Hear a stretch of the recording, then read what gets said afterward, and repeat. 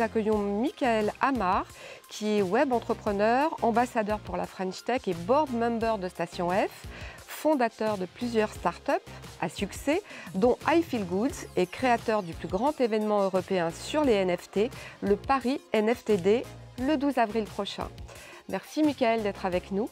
Merci de me recevoir. En quoi est-ce que le Web3 est une révolution et qu'est-ce que cela revêt? Le Web3 vous permet en tant qu'acteur d'être en même temps quasiment actionnaire. En tout cas, vous êtes rémunéré à la juste valeur de ce que vous apportez dans l'écosystème digital. Si on pense au Web 1, en fait, on subissait les sites web qui s'affichaient, on lisait, on était passif. Web 2, plus interactif, les réseaux sociaux. Mais Web 3, en fait, on participe à l'économie et on en retire un bénéfice. Qu'est-ce qui a fait le succès des plus beaux projets Web3, comme par exemple les Bored Ape Yacht Club? Alors, les Bored Ape Yacht Club, donc c'est 4 trentenaires qui ont lancé ce projet au mois de mai l'année dernière. Ils sont partis de rien, ils ont créé 10 000 différents en fait, singes qui aujourd'hui représentent plus de 5 milliards de dollars si vous voulez tous les acheter. Alors pourquoi cette magie? En fait, ils ont réussi à créer une communauté extrêmement forte. Ils ont créé du merchandise qui vont avec, donc une vraie marque. Ils ont créé des événements exclusifs où vous ne pouviez aller que si vous montriez que dans votre wallet NFT, dans votre portefeuille NFT, vous aviez effectivement un de ces singes. Et ils vous donnent également accès à des informations, à des partenariats, à du co-branding.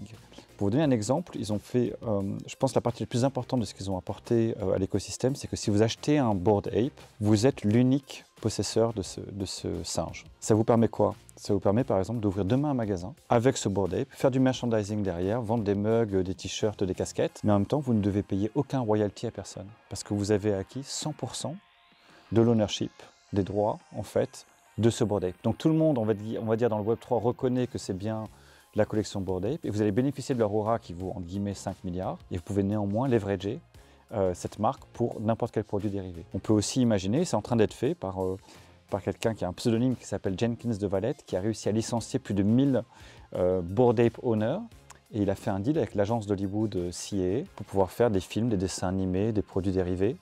Et il vous reverse une partie des royalties si jamais ils utilisent l'image de votre singe. Le point des royalties, il est quand même assez... c'est le point crucial des NFT. C'est le point crucial.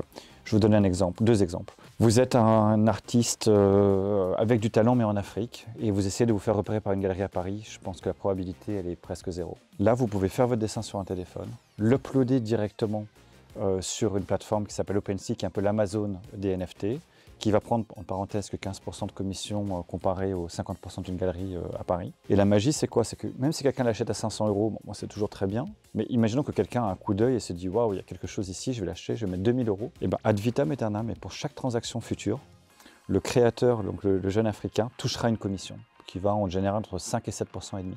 Mais de façon infinie en fait, même ses petits-enfants en profiteront. Donc imaginez, c'est comme Picasso avait pu toucher une commission à chaque fois qu'il y a eu une revente d'un de ses tableaux. Et donc ça change complètement le jeu, mais même si on se met du côté des marques, il y a aussi un pendant. Regardez la taille du marché secondaire, toute l'explosion des sites qui vendent du seconde main. Bah, vous prenez une marque de luxe, vous regardez leur market share, vous regardez leur market share aussi fictif en fait sur le secondaire parce qu'ils ne touchent rien. Mais demain, où on aura ces digital collectibles, donc ces nouveaux objets en fait, qui vont se revendre aussi, donc le sac de luxe, la montre de luxe digitale qui se revendra également, bah, si vous pouvez toucher une commission ad vitam aeternam, donc c'est un game changer pour ces marques. Donc quels sont les conseils et les avertissements que vous pouvez prodiguer aux marques et aux entreprises pour leur entrée dans le Web3? Alors c'est pas évident parce qu'il faut à la fois aller très vite et en même temps, il faut qu'il y ait un vrai projet derrière. Et donc ça peut paraître antinomique. Pourquoi très vite? Je peux vous donner l'exemple d'Adidas en fait. Adidas a acheté un Bored Ape, donc qui est la collection la plus fameuse.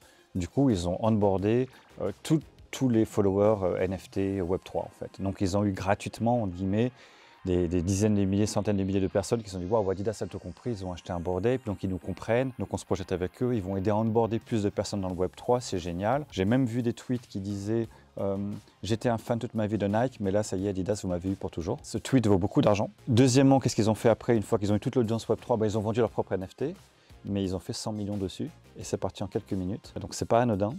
Et ça permet quoi en fait? Leur NFT, ça coûtait à peu près dans les 3000 € quand vous convertissez en euros. Ça vous permet d'avoir, pour l'instant ce qu'ils ont annoncé, c'est un tracksuit jaune avec des gants, je crois, et un bonnet, pour 3000 €. Et on ne parle pas de Prada, on parle d'Adidas.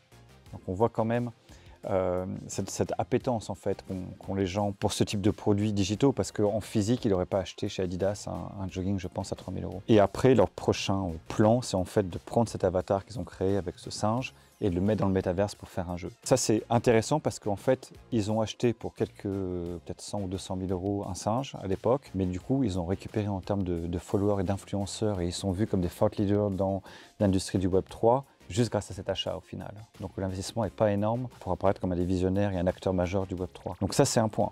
Mais après, on a beaucoup de gens qui ont fait beaucoup d'argent en lançant des collections de chimpanzés, de chats, de singes, ce que vous voulez. Mais après, il n'y avait rien en fait. Il n'y avait pas d'utilité. Contrairement à certaines marques, notamment une qui est fameuse, qui est une marque de streetwear en Californie, qui s'appelle Adam Bomb Squad, qui vous a en fait donné la possibilité d'acheter des bombes qui étaient toutes noires avec un point d'interrogation. Et ils vous ont dit, à un moment donné, c'est la pochette surprise, elles vont exploser. Et ça va être un dessin avec un collaborateur, un artiste à chaque fois unique et plus ou moins connu. Les gens étaient comme des fous, c'était un peu la pochette surprise. Les gens qui ont acheté ces bombes, lorsqu'elles ont explosé, entre guillemets, ont révélé un dessin plus ou moins unique, plus ou moins fait par un artiste plus ou moins connu. Et derrière, cette œuvre non seulement était sympathique et unique et permettait d'être revendue sur le second marché, mais elle donnait aussi la possibilité d'aller déjeuner une fois par an avec les fondateurs de la marque, d'aller voir le magasin d'usine, d'accéder à une vente privée, d'avoir 10% de réduction sur les produits. Et donc là, on trouve une utilité au NFT. Et ça, c'est un point qui est fondamental, c'est quand même, ok, on a acheté, on s'est fait plaisir, il y a une notion de marque, d'unicité, un peu de spéculation parfois, mais qu'est-ce qui fait que les gens vont le garder? Parce qu'une marque ne va pas chercher forcément à ce que les gens passent leur journée à spéculer sur leur marque ou sur leur compte, mais elles aimeraient plutôt qu'il y ait une utilité.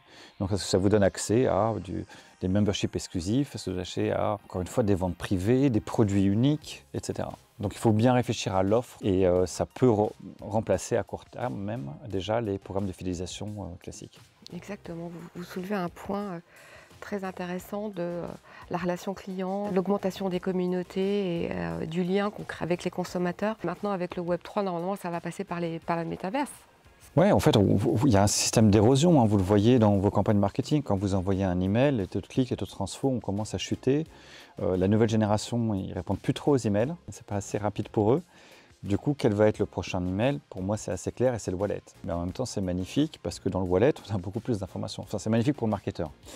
Mais on a tellement d'informations sur les utilisateurs, même si c'est pseudonymisé. On sait si quelqu'un est plutôt dans le luxe, plutôt dans le sport, plutôt dans la musique, si c'est quelqu'un qui a beaucoup de moyens ou moins de moyens. Donc ces informations permettent aussi de lui envoyer, sur la base d'informations qu'on voit dans son wallet, des offres ou des promotions qui vont être basées sur son comportement. Enfin, c'est même plus que son comportement, sur ses achats réels. C'est comme si physiquement vous étiez dans le portefeuille de votre consommateur. Le pari NFTD que vous co-lancez avec certainement des associés, tout à fait. Arrive bientôt.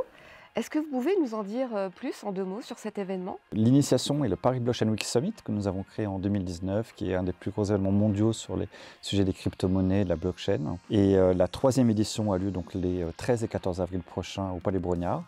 Et nous avons voulu en fait profiter de l'engouement qu'il y a pour les NFT et les métaverses pour créer un événement qui sera uniquement dédié au Web3. Donc le 12 avril, où nous aurons plus de 2500 personnes et une centaine de speakers qui viennent du monde entier. Donc c'est un événement extrêmement international sur lequel il y aura non seulement des conférences, mais aussi du directif. Donc on apprendra aux gens à créer leur wallet, à acheter leur premier NFT, à suivre une vente aux enchères en live. Mais également, il y aura du Play to Earn, qui est la nouvelle version un peu du gaming, qui permet donc de gagner tout en jouant. Il y aura une exhibition d'art digital. Et il y aura des animations et des célébrités du sport et de l'entertainment qui montreront comment c'est aussi un nouveau moyen de financement pour elles, le leverage des Web3. Et on parlera des métaverses, bien sûr, également. Vous pouvez nous dévoiler quelques noms? Oui, bien sûr. Donc, on aura le directeur de l'innovation de Kering qui sera là. On aura le cofondateur de Sandbox, qui est le premier ou deuxième métaverse et qui est cofondé par des Français. Nous aurons Jenkins de Valette, c'est la personne dont je parlais, qui en fait a regroupé 1100 Bored Ape Owners et qui les licencie auprès de l'agence Hollywood CA et plein de surprises. Donc si vous allez sur le site nftd.paris, vous allez voir régulièrement les nouveaux speakers qui seront annoncés. Merci Mickaël. Merci. Merci, à bientôt.